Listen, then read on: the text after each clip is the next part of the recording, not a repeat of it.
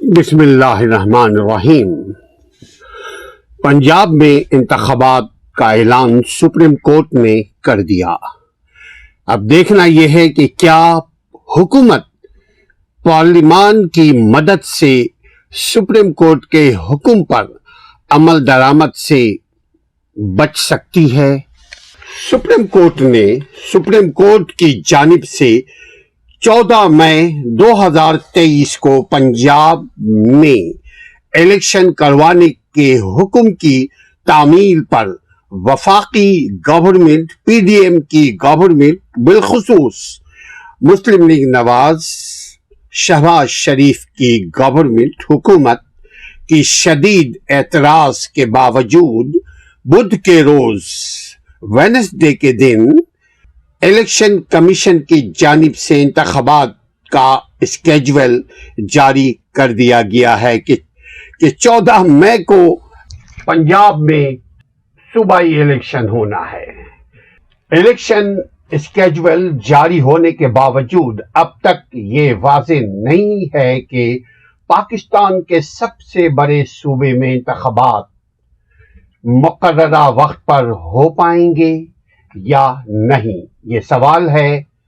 इस अभाम के साथ शक व शुबे में रहने की वजह फेडरल गवर्नमेंट की हुकूमत शहबाज शरीफ की खुसूसन हुकूमत की जानिब से सामने आने वाला ये मौक़िफ़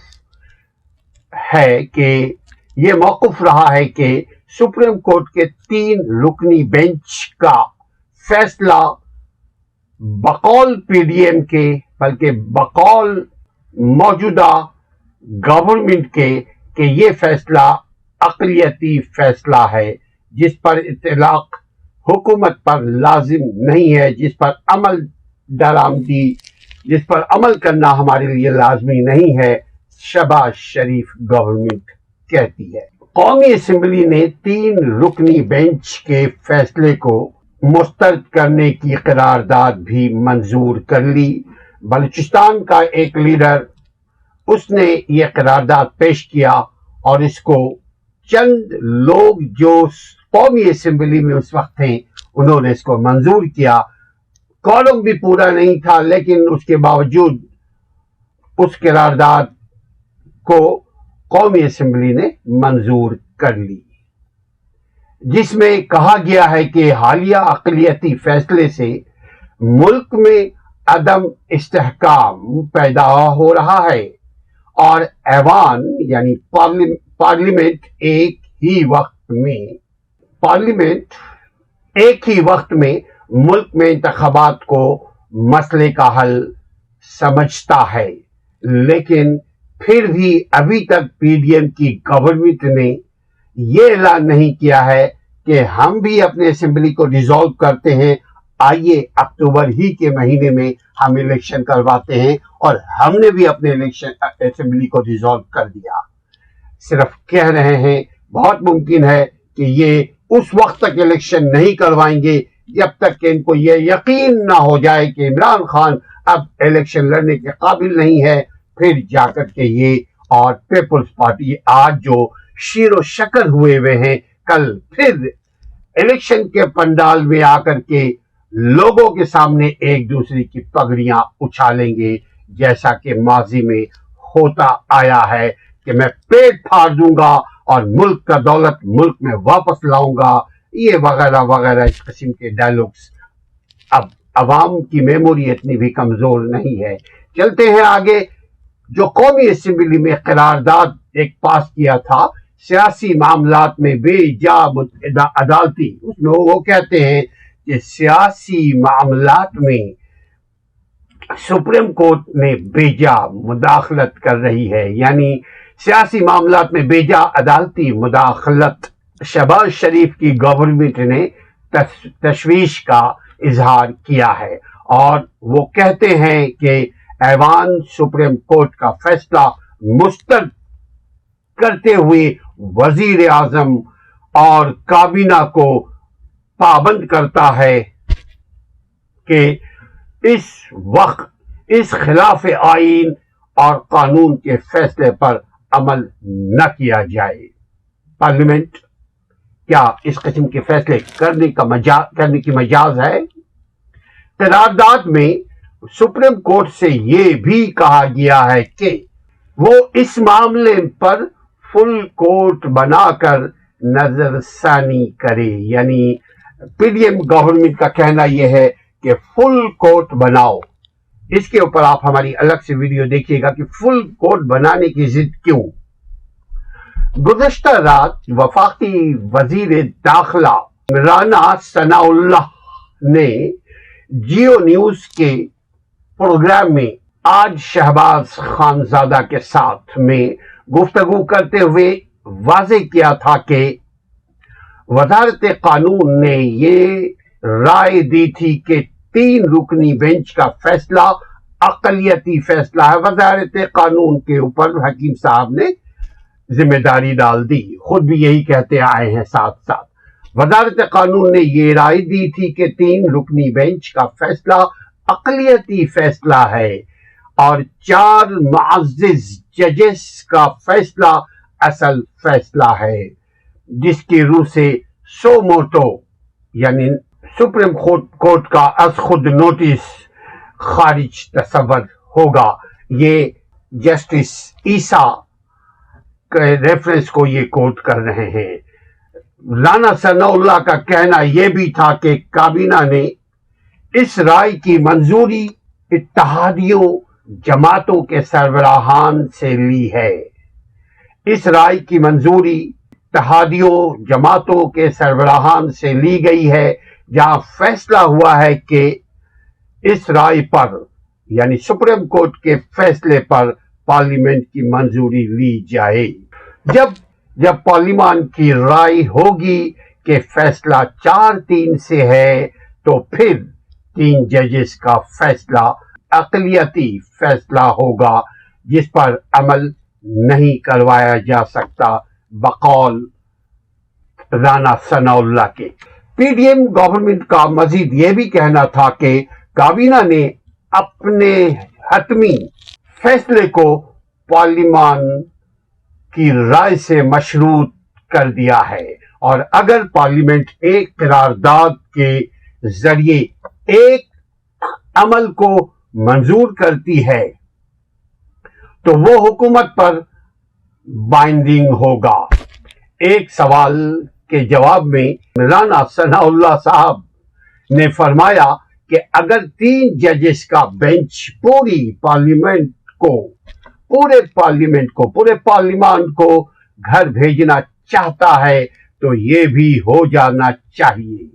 تجزیہ کاروں کے مطابق وفاقی حکومت، فیڈرل گورنمنٹ اور اتحادی جماعتوں کی جانب سے اس اصرار کے باعث نہ صرف الیکشن کے بروقت اور عدالتی احکامات کے تحت انعقاد پر سوالیہ نشان لگ چکا ہے، خواتین و حضرات، کہ حکومتی حکمت عملی کے باعث پارلیمنٹ اور عدلیہ میں ایک نئی محاذ آرائش شروع ہو چکی ہے، اور خدشہ بھی ہے کہ کہیں ان دونوں کے درمیان تصادم نہ ہو جائے۔ اگر آپ کو کچھ یاد ہو، تاریخ کے آئینے میں 1998 میں نواز شریف نے سپریم کورٹ پر ایسی ہی کسی بات کے اوپر کہ میں نہیں مانتا تمہاری بات، اس بات پر سپریم کورٹ پر حملہ کر دیا تھا۔ تاہم سوال یہ ہے ناظرین کہ آیا حکومت کی جانب سے عدالتی حکم کے خلاف پارلیمانی قرارداد کا سہارا لینے کی حکمت عملی کو قانونی اور آئینی ماہرین کس نظر سے دیکھتے ہیں؟ کیونکہ پاکستان کی تاریخ میں کئی مرتبہ آئینی بحرانوں کے باوجود اپنی نوعیت کا یہ الگ سا بحران ہے جس میں عدلیہ خود تقسیم کا، بقول پی ڈی ایم کے، عدلیہ تقسیم کا شکار ہے۔ اور میں ایک قانون کے طالب علم ہونے کی حیثیت سے کہتا ہوں کہ یہ پی ڈی ایم کی خوش فہمی ہے، غلط فہمی ہے کہ عدلیہ، عدالت کے ججز آپس میں منتشر ہیں. ایسا نہیں ہو سکتا. جسٹس قاضی فائز عیسیٰ اس کے بعد کے چیف جسٹس ہیں، وہ ہرگز ایسی روایت کو قائم نہیں کریں گے کہ کل کو ان کے لیے مسئلہ پیدا ہو جائے، کیونکہ آج جو کچھ وہ کریں گے چند مہینے کے بعد وہ خود چیف جسٹس بن رہے ہیں، ان کو بھی انہی مصیبتوں کا پرابلمز کا سامنا پھر کرنا پڑے گا. لہذا ججز اتنے بیوقوف نہیں ہوتے، وکیل اتنے بیوقوف نہیں ہوتے. ججز حکمت اور تدبر سے بھرے ہوئے ہوتے ہیں. کیا حکومت پارلیمان کی مدد سے سپریم کورٹ کے حکم پر عمل درآمد سے بچ سکتی ہے؟ خواتین و حضرات پھر سمجھیے گا، حکومت لاکھ قرارداد پیش کر دے کہ میں نہیں ہٹوں گا، سپریم کورٹ کی بات کو میں نہیں مانتا. کیا ایسا ہو سکتا ہے کہ سپریم کورٹ کے کسی آرڈر کو پارلیمنٹ ایک شخص یوسف رضا گیلانی نے نہیں مانا تھا؟ اس کا کیا حال حشر ہوا یاد کر لیں، ابھی زیادہ پرانی بات نہیں ہے.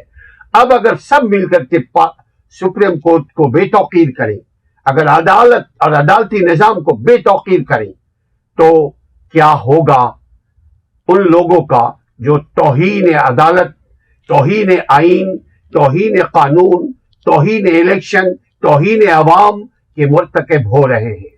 بحیثیت قانون کے طالب علم ہونے کی حیثیت سے میں یہ سمجھتا ہوں کہ عدالت تقسیم کا شکار نہیں ہے.